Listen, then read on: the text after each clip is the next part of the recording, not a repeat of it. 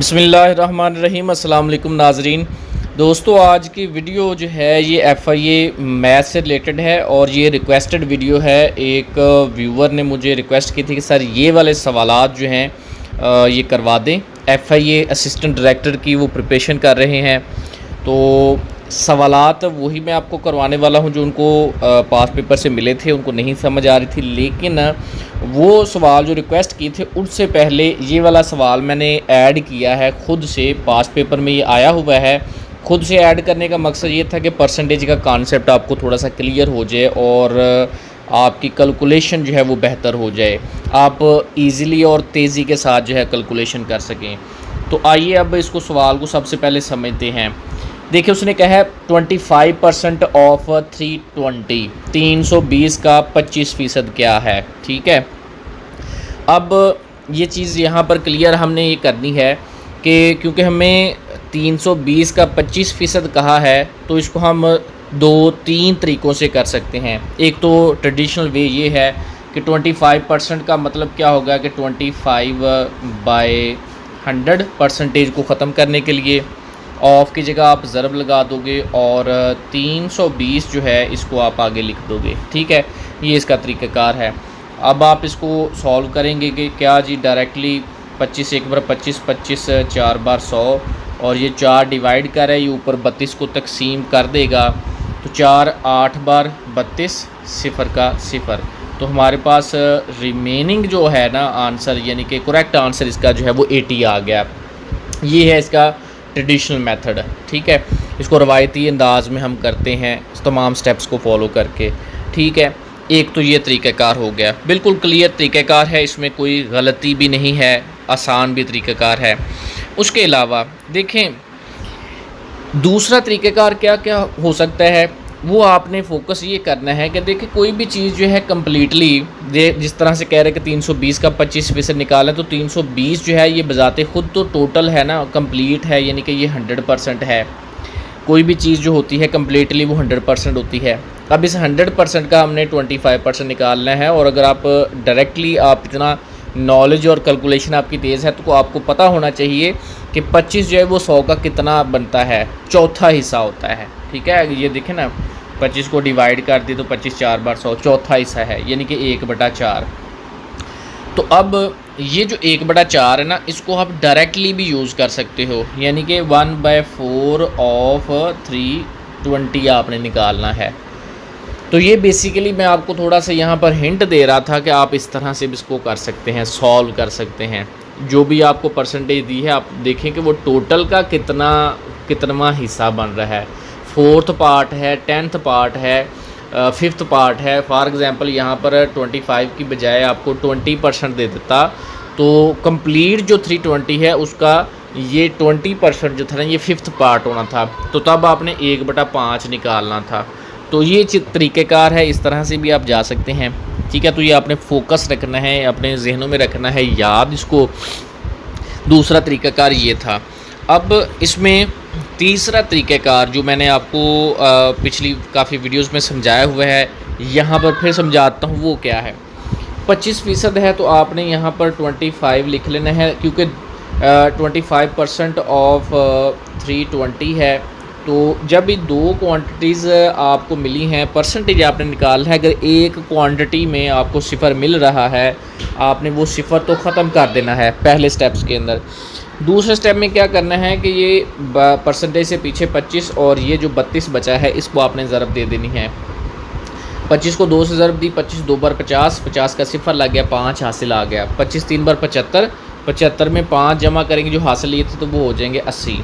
ठीक है, अब देखें पहले स्टेप में हमने एक 0 ख़त्म कर दिया था। अब दूसरे स्टेप में और फाइनल स्टेप में आपने एक और 0 ख़त्म करके बकाया जो बचेगा वो आपका आंसर आ जाएगा। ये तरीक़ाकार है जब एक हिस्से में 0 हो और एक 0 के बगैर हो, चाहे परसेंटेज वाला है या जिसकी आप परसेंटेज निकाल रहे हैं। हो सकता है कि यहाँ पर अब एक और चीज़ है कि इस तरह के जो मेथड है इसमें हो सकता है कि ये देखें कि लास्ट पर यहाँ पर जो है ना वो 0 ना आए। अगर 0 नहीं भी आएगा, जो भी डिजिट आएगा, जो भी हिस्सा आएगा, मिसाल के तौर पर यहाँ पर अगर 7 होता तो हम इसको लिखते 80.7। ठीक है, यानी कि लास्ट वाला हिस्सा छोड़ के आपने ना इशारिया लगाना है। तो यहाँ पर क्योंकि सिफर था इसलिए मैंने इसको ख़त्म कर दिया, इशारिया नहीं लगाया। तो ये तरीक़ेकार होते हैं। ये मैंने पहले आपको चीज़ें ये सारी क्लियर कर दी और आई होप सो आपने चीज़ें लर्न कर ली हैं। आइए अब सवाल की जानब आते हैं। सवाल है जी 15% of the total population of a town is above 60 years old and the number of elderly people is 3600। एक गांव में या एक शहर में टोटल जो पॉपुलेशन है ना वो कह रहा है उसका 15% जो है वो 60 साल से बड़े उम्र के लोग हैं और इनकी तादाद भी बता दी कि 15% जो वो लोग हैं ना टोटल पॉपुलेशन का वो 3600 लोग हैं। कितने हैं वो? 3600 लोग हैं। तो हमने टोटल पॉपुलेशन फाइंड करनी है। बिल्कुल इजी सा मेथड है। देखें क्या आपने करना है। आपको उसने डायरेक्ट रेफरेंस बताया है कि 15% जो है ना 15% किसका of total population. Total population का आपको क्योंकि पता नहीं तो आप इसलिए उसको एक्स फ़र्ज़ करोगे, ठीक है। टोटल पॉपुलेशन क्योंकि आपने मालूम करनी है अभी, और ऊपर उसने ये बताया कि टोटल पॉपुलेशन का 15%, तो उसी अंदाज में हमने राइट कर लिया 15% ऑफ एक्स यानी कि टोटल पॉपुलेशन वो बराबर है 3600। ये गिवन चीज़ है, ठीक है। अब इसमें 15% को फिर आप अगर ट्रेडिशनल मेथड में लिखें तो 15/100 हो जाएगा, ठीक है। इसको आप लिखोगे 15/100, ऑफ की जगह ज़रब डाल के आगे एक्स लिख लोगे, ये बराबर है 3600 के। अब ये यहाँ पर बाएं जानब 100 डिवाइड कर उधर जाके मल्टीप्लाई करेगा, 3600 ज़रब 100 हो जाएगा डिवाइडेड बाय 15। अब इस 15 को डिवाइड आप करो, 15 की डिवीज़न हम करेंगे तो 15 जो है 36 को तकसीम कर सकता है। 15 2 बार 30 हो जाएगा, ठीक है। बकाया 6 बचेगा, 36 में से 30 निकाल लेंगे और 6 जो सिफर के साथ मिलके 60 बन गया। 15 4 बार 60 और आखिर वाला सिफर का सिफर मल्टीप्लाई बाय 100। 240 को जब आप 100 से मल्टीप्लाई करोगे तो हमारा आंसर आ जाएगा यहाँ पर 240 और 100 के 2 सिफर लगा ली साथ, तो ये बन जाएगा 2,40,000, 2,40,000, ठीक है। ये इसका मेथड है सॉल्यूशन का, ट्रेडिशनल मेथड, ठीक है। ये मैंने आपको समझा दिया। अब देखें इसमें शॉर्टकट वे भी आपको सीखना चाहिए। वो क्या है शॉर्टकट वे? सबसे पहले तो हम इसको नहीं यहाँ पर ख़त्म करके तो दोबारा से इसका कलर चेंज कर लेते हैं। शॉर्टकट मेथड क्या है? आपको उसने बताया था कि 15% जो है ना किसी भी पॉपुलेशन का वो है जनाब 3600 के बराबर। कितना है? 3600 के टोटल पॉपुलेशन का 15%, यानी कि ये 3600 जो है ये 15% है टोटल पॉपुलेशन का। टोटल 100% आपको मालूम नहीं, यानी कि जब भी 100% का आपको कुछ पार्ट दिया जाता है, पीछे हमने वो पार्ट मालूम किया था, यहाँ पर पार्ट दिया हुआ है, तब आपने क्या करना है?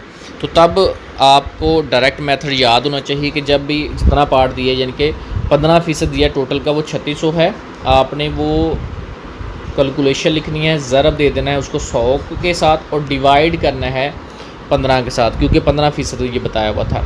यानी कि जितना भी हिस्सा बताया है उसको आपने डिवीज़न के नीचे लिख देना है, ऊपर आपने 100 लिखना है डिवीज़न के, ठीक है। और जो आपको वैल्यू बताई हुई है ना वो वैल्यू के साथ आपने ज़रब दे देना है। ये आपका सारा जो है ना तरीक़ेकार होना चाहिए। ये माइंड्स में फ़िट आप कर लें कि आपको अगर 100% का कोई भी पार्ट दिया हो कि वो पार्ट वो हिस्सा जो है वो इतना है, तो आपने डायरेक्टली वो जो पार्ट है उसके साथ ज़रब दे देनी, 100 को डिवाइड कर देना है वो जितना परसेंटेज दिया होगा।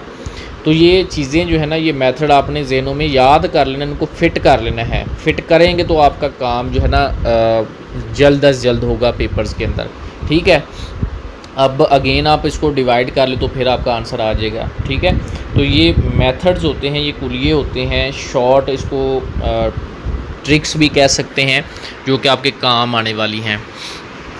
अब ये रिक्वेस्ट में एक और सवाल उन्होंने कहा था जी ये वाला भी सवाल हल कर दें। वैसे तो सवाल बड़ा सिंपल सा सादा सा है और क्योंकि शायद उनको नहीं पता तो इसलिए समझाना ज़रूरी था।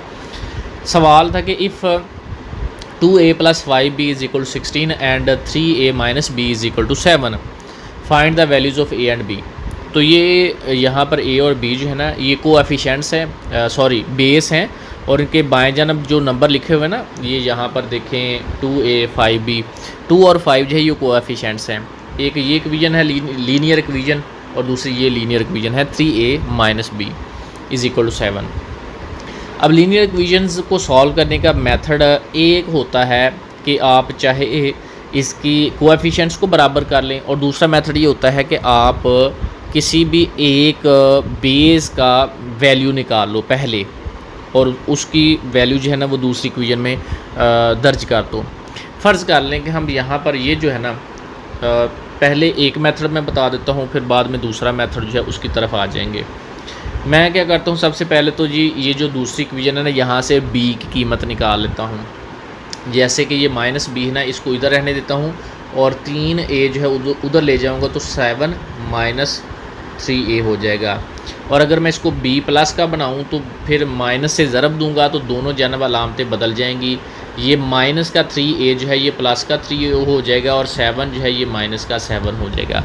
ये b की कीमत आ गई, b बराबर है 3a माइनस 7, 3a माइनस 7। अब ये जो वैल्यू है ना, आप इसको इक्वेशन नंबर 1 में दर्ज कर दो। देखें अब यहाँ से हम इसको अब मिटा के 3a माइनस 7 था, इसको हम 1 में दर्ज करते हैं 3a माइनस 7। अच्छा जी, यहाँ पर अब ये इक्वेशन है 2a की जगह हमने क्या दर्ज करना है, b की जगह ये दर्ज करना था। तो यहाँ पर 2a प्लस 5 है, तो b की जगह हमारा था 3a माइनस 7 बराबर है, आगे ये इक्वेशन के है कंप्लीट 16। अब इसको हम जी सॉल्व कर लें तो हमारे पास a की वैल्यू आ जाएगी 2a, 5 को अंदर मल्टीप्लाई किया 5 3 बार 15a, 5 7 बार 35 बराबर है 16 के। 15 और 2 ये हो जाएंगे 17a, 35 उधर जाके जमा को हो जाएगा, तो जमा करेंगे तो 6 और 5 11, और एक हासिल आ गया, 3 और 1 4 और 1 5 51, तो 17 3 बार 51, 17 उधर जाके डिवाइड करेगा तो a की कीमत हमारे पास आ गई 3। ठीक है, यहाँ से मुझे a की कीमत मिल गई।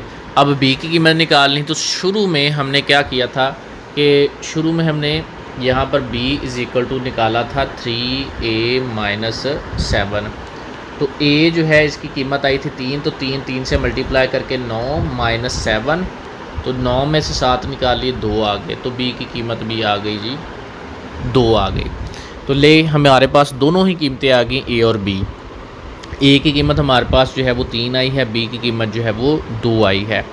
तो ये सारा प्रोसेस था, ये सारा मेथड था, और आपके जो गिवन क्वेश्चन थे ये सारे कंप्लीट हो गए।